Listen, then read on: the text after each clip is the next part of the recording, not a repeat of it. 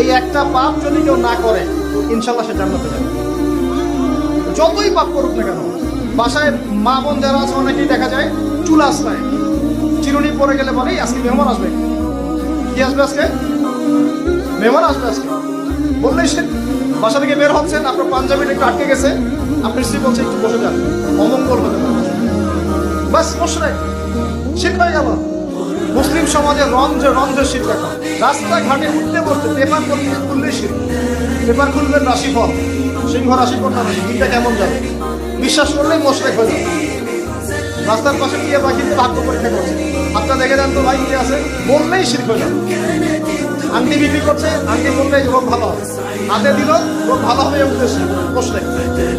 হাতে দিয়েছে রোগ ভালো হবে, আমার ডায়াবেটিস ভালো হয়ে যাবে, ব্যাস মুশরিক।